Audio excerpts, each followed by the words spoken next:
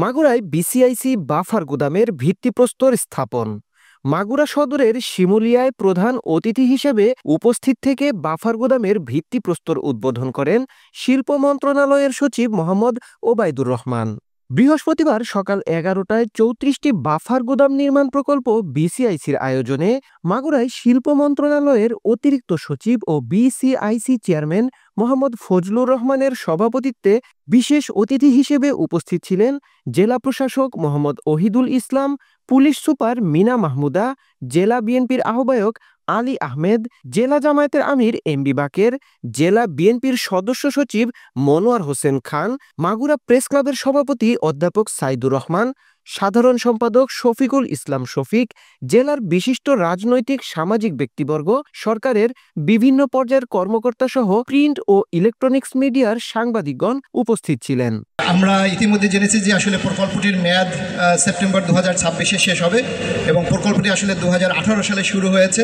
যেহেতু বিভিন্ন পর্যায়ের কাজ, ভূমি অধিগ্রহণ সহ অন্যান্য কার্যক্রম নিয়ে একটি সময় লাগে, তো এখন থেকে যদি আমরা হিসাব করি যে আজকে এখন জুন মাস 2025, আমাদের হাতে অনেক কম সময় আছে।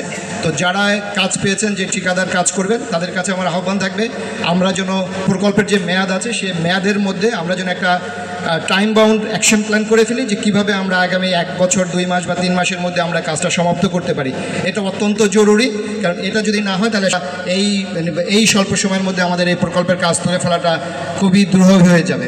এই অনুষ্ঠানটি মাগুরাবাসীর জন্য একটা ঐতিহাসিক দিন হিসাবে আমি চিহ্নিত করবো, এই কারণে যে শিল্প সচিব মহোদয় মাগুরার সন্তান এবং খুব পরিচিত একজন মানুষ। এমন না যে হঠাৎ করে সে সচিব হওয়ার পরে মাগুরাতে আসছে, ব্যাপারটা কিন্তু এমন না। সে ছাত্র জীবন থেকেই মাগুরার লোক সবাই তারা চেনে। এটা কিন্তু আপনাদের জন্য বিশাল একটা সুবর্ণ সুযোগ। সারের মূল কাঁচামাল হচ্ছে গ্যাস। আমাদের গ্যাসের ক্রাইসিস আছে এখন, যেহেতু পিক সিজন বিদ্যুৎকে গ্যাস দিতে যেয়ে আমাদের সার কারখানাগুলোতে আর গ্যাস দিতে পারছে না, এই জন্যে সার কারখানাগুলো বন্ধ আছে। এ সময় মাগুরায় বিসিআইসির বাফার গুদাম প্রকল্পে 66 কোটি টাকা ব্যয়ে 18 মাসের মধ্যে কার্যক্রম শেষ করতে ঠিকাদারি প্রতিষ্ঠানকে জোরালোভাবে বলা হয়। শিল্প মন্ত্রণালয়ের সচিব জানান, দেশে মাত্র একটি সার কারখানা চালু রয়েছে, যা ঘোড়াশালে অবস্থিত। বাকি কারখানাগুলো বন্ধ রয়েছে। পূর্ণাঙ্গভাবে কোনো কারখানা চালু নেই। সার কারখানার মূল কাঁচামাল গ্যাস। বিদ্যুৎ উৎপাদনে গ্যাস দিতে গিয়ে কারখানাগুলোতে সরকার গ্যাস দিতে পারছে না। শিল্প মন্ত্রণালয়ের অধীনে সারা বাংলাদেশের সকল শিল্প কারখানা সরেজমিনে দেখার পরিকল্পনা রয়েছে সরকারের এই উচ্চপদস্থ কর্মকর্তার। মোহাম্মদ ইমরান হোসেন, মাগুরা প্রতিনিধি, বাংলাদেশ নিউজ টুডে।